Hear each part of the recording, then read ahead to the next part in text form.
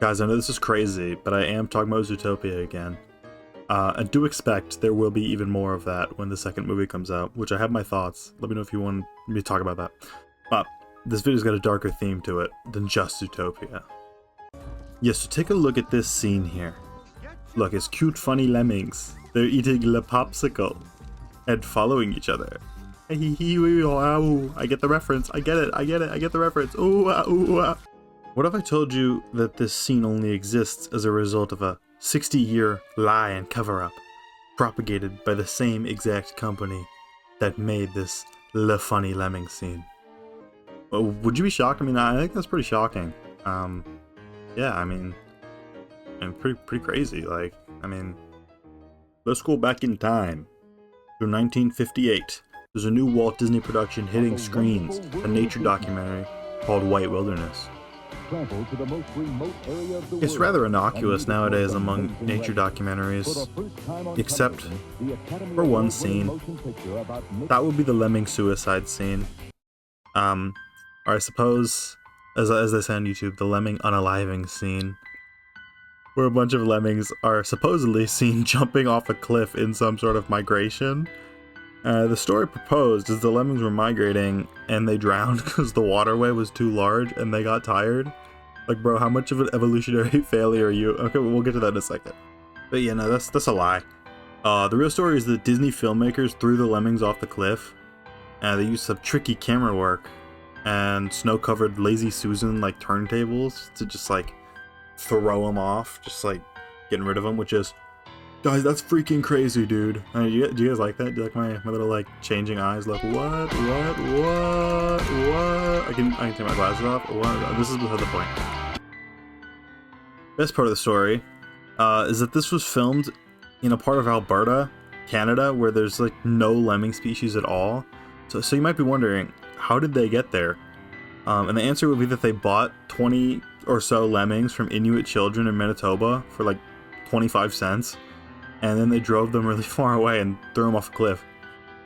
The segment, it shows all the lemmings massing together before beginning the migration. Then they jump into the ocean, in quotation marks. It was actually just a river.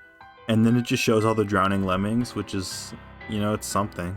Oh, that's Gore of My Comfort character. I mean, yeah, some scenes in other nature documentaries are staged, but it's not like they make up an entire process of biology and nature just to like gaslight everyone for half a century. And most nature documentaries don't kill the specimens they're recording either. But that's also just besides the point. One of the leading, I guess, science theories, which, you know, this doesn't have a ring as game theory, but, you know. Don't you tell me how many calories I need, bitch! It's possible Disney was using the actual lemming practice of dispersal, where a large gathered population will spread out. And I mean, among that population, there's going to be an amount of individuals dying. And sometimes there are large groups of lemmings that gather to the shores of bodies of water, but they're not committing mass suicide. This just looks, you know, they just took this little bit of truth and they just fucking ran with it. Like, they didn't just run, they Usain Bolted it, or whoever is the guy now. Well, I guess they Michael Phelpsed it, but not really, because Michael Phelps doesn't drown after swimming for too long. Because of this little white lie, we're sitting with the myth about lemmings like 50 years later, which is, you know, kind of bonkers. I want to make something up that lasts for 50 years or longer. I mean, I don't think, to be fair, that most people know anything about lemmings, so it's probably where a lot of people's knowledge begins and ends, honestly. I mean, the myth, because of this, was able to propagate all around, unchecked mostly, because nobody's really reading scientific updates and papers on lemming migration, except, you know, lemmingologists or whatever those people are called. We're flashing forward in time from 1958 to 2016 with the release of Zootopia, or Zootropolis if you're one of those Europeans. But, you know, the whole movie's got a bunch of little quirks that many species are doing. Judy's nose twitches when she's like nervous and stuff. The violent crime boss is an Arctic shrew, which are known to be quite violent. Or Nick has good night vision, you know, as foxes do. But one of these little quirks is that lemmings are all influenced by the actions of one singular lemming. I mean, they don't commit mass suicide in the movie, That'd be kind of funny though, for a Disney movie. Be a little dark. But I doubt people making the movie even knew the reality of the myth existing, or they probably didn't even know it was a myth. Because I can't see someone at Disney being like, we threw lemmings off a cliff. That's really funny. Let's keep that in the movie.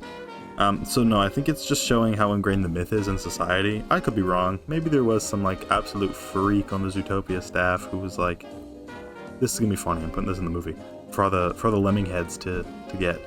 But no, I think it is funny to think that they would put in that furry bait movie, just so they could like make a joke. I like to think Disney like in the 50s was like, one day we're gonna make a furry bait movie about this, or with this joke in it, and it's gonna pay off big time for this joke, okay?